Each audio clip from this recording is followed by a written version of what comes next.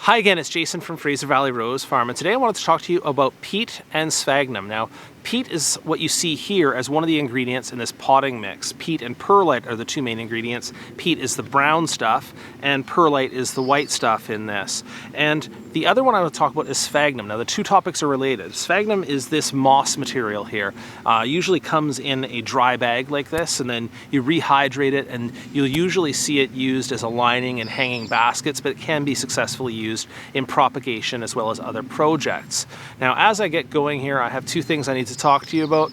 One, if you hear a grinding motorized sound in the background, well, I live in an agricultural area, and that is the sound of the blueberry harvest, so you'll probably hear that all day.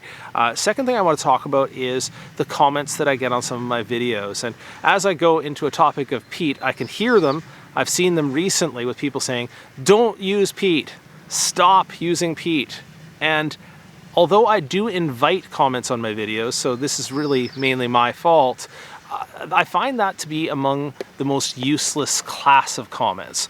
Those that appear to be based on ideology rather than ideas. If you rephrase your concerns as, I no longer use peat because I don't like its growing qualities, or I'm concerned about the conservation of peat boglands.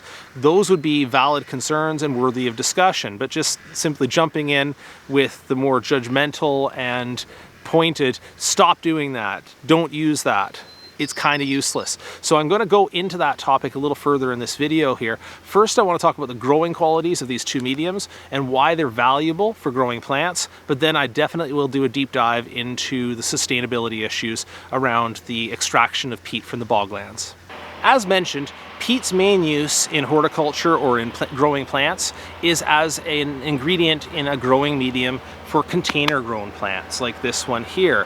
Now, the thing you need to know about container grown plants is that even though the plant itself may be really good at sending out roots and finding moisture in the native soil once it's planted, in a pot like this, it's very limited in its ability to do so. Limited, in fact, by the volume of the pot.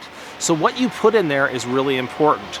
Peat is very good at retaining and absorbing water. So what I hear is that the dry weight of peat, it can absorb 30 times that amount in water and hold that in the soil mix. So that's fantastic. And what we found in horticulture in the past 30 to 40 years is that if you mix that with just the right size chunks of perlite, you can get a standard mix that works really well for annuals, works well for tropicals, works well for a lot of the fast-growing herbs and veggies. So it's a really good mix in those things. Generally, when you get to trees and shrubs or perennials, you might have a little bit more bark in your mix because you're trying to have better drainage and a longer-lasting mix. But for fast-growing things, peat perlite is the gold standard. Now, a couple things you need to know about the peat as well, other growing things about it, I'm going to put this down, is that it can become hydrophobic. Hydrophobic means that although it's very good at absorbing water, once it dries out completely, it has a hard time starting that process again. So if you have a pot with a wilted plant in it and the peat is dried up like a brick, if you pour water into that pot, it's more likely to run down the sides of the pot and out through the drain hole than it is to absorb into that peat. Your better bet is to take that whole pot, put it into a shallow pan of water or into a bucket of water and let it take some time to absorb that moisture into the peat. So that thing about hydrophobic is one of the qualities of peat. Typically, a good potting mix will include a wetting agent to help to mitigate that problem. The second thing about peat is that it comes out of the bag, or as it comes out of the peat bog, it is a little bit acidic.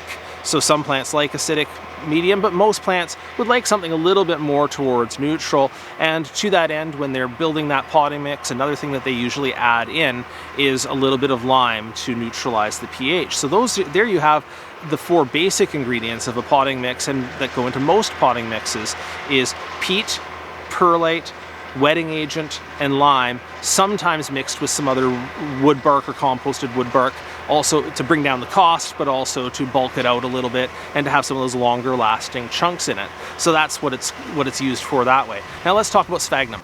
Sphagnum moss like this is a bit more of a specialty product. You'll see people using this as a medium for things like Venus flytraps or pitcher plants or other carnivorous bog-style plants.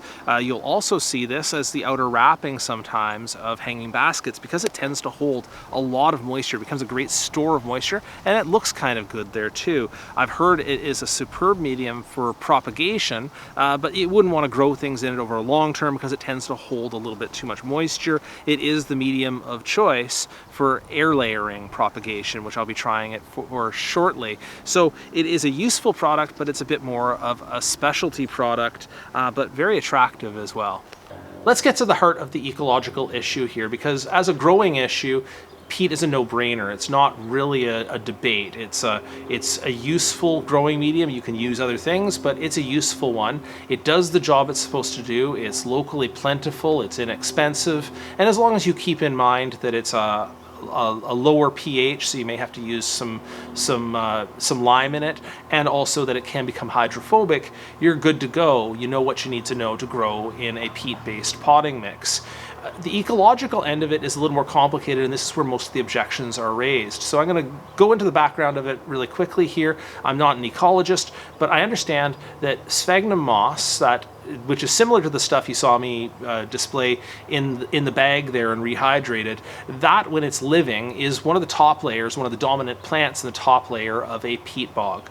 There are other plants there, and there's wood and shrubby things too, but it's the dominant plant in that group. And it does something that really is fairly miraculous or unique in ecological terms, is it takes a low nutrient, low oxygen, waterlogged area, and it accumulates organic matter, carbon-rich organic matter, layer by layer, little bit, millimeter by millimeter, all the way up. And it can accumulate this over, again, a long time scale into many, many feet, many, many meters. So it can become quite a thick layer. And humans, when they encountered this, or historically, would sometimes dig out this peat, this carbon-rich peat. And one of the uses that was traditional in Europe was to use it as a heating fuel. I think it still is in some places like Ireland, used as a heating fuel because it's seen kind of as a carbon-rich local source of heating fuel. And that, I'm not going to go into the sustainability issue around the heating fuel thing. I don't know that much about it. But what I will talk about is the use of it in horticulture. So now here's the question, and I have to get into this. I have to make some comparisons here, because it's not that we are new to the question of harvesting natural resources in Canada. And I'm going to focus in on Canada here. That's where I am, but also because Canada is the source of, I think, something like 80% of the peat moss that's used in horticultural use in North America. So it's the dominant supplier, and it just has hectares and hectares of peat bog land that's in Canada that could be used for this purpose, or some of it might not be accessible, but certainly there's lots of land here for it. And as I say, this is not a new debate for Canada because we are a resource-based economy. We do mining, we do coal and gas, we do forestry, we're a big farming country. So the question of using natural resources, harvesting the output of natural resources, and then how that affects the environment, or what are the ecological costs of that, that's something that our government does, right? And that's the level I want to approach this on, is to say that there are certain stakeholders. We may have an imperfect form of government. If you had a different choice, you might choose something different. But I'm a pragmatist. I look at the system as it is, and I say the people who have a role in making decisions around this, certainly there's going to be people who talk from the industry, there's going to be people who talk from the government and the government scientists, there's going to be ecological interest groups that get their voice heard on this issue. So they're all going to come together, and they're going to ask the question, can this be done in a way that is sustainable? I don't know the answer to that question. It's a relatively young industry, but it looks like they're making some strides on that. If you look at, again, the traditional harvesting of peat lands, they would have stripped them down, maybe drained them, put them over to agriculture, and then that peat land is lost, that wetland is lost. if you take a look at the current use of peatland for harvesting of peat, for agriculture, for horticulture that is, what you'll find is that they take off a certain depth that again has been agreed between ecological professionals and the industry, and they take the top layer of vegetation, that layer that does the miracle, and they harvest it and they reseed that onto the lands that they've harvested recently. So you have kind of a, I'm going to call it a reforestation model that's happening in the peatlands, although again, the peat bogs are a much newer form of the exploitation of natural resources than forestry is. Now, this next part I'm going to say is going to rankle the peat industry a little bit, because I'm pretty sure they don't want to hear a direct comparison between old growth forests and peatland, but I think the analogy is apt. When humans first started harvesting forests, and in North America, we're only talking, a couple or 3 centuries ago, that had ecological impacts. No question about it. Did the forests, the second growth forests that are out there now, or even third growth or reforested forests, did they have the same ecological function as the old growth forests? And the answer to that is probably not. And certainly now we're managing forestry in my province, British Columbia, where they're taking off big clear cuts of logs, again, probably from second growth, mainly at this point, and then they're going and replanting and foresting behind that. It is done under the guidance of government science, and it's done by industry groups, and they've come to a conclusion about how they can maintain an industry around it while trying to minimize those ecological impacts. One important point is that there are probably forests that could be agreed to by both sides, the industry and the environmental activists, to be too sensitive to harvest from. And I'm sure that's also the case in the peatlands. And likewise, if they find that the industry or the government has approved something that is questionable, you'll see the activists go out there and they'll protest, and I think that's their right. That's a useful function in democracy, is they'll find areas that are sensitive, environmental areas that are sensitive, and they'll bring out the actors and the activists, and they'll all make a commercial and they'll say, we don't want to see that get logged. I think the same model is valid when we talk about peatlands. There are probably peatlands out there that you could say that are too sensitive to harvest and you shouldn't harvest, and that sometimes the government or the industry groups may get it wrong, and then there's a role for people to say, I want to protect that. But even in the forest industry, which I think is a very clear analogy, because they both regenerate over a similar time scale. You'll find forests regenerating to larger trees and stands of trees and mature stands of trees over a similar time scale as you'll see peat bogs recover, or at least that's the theory.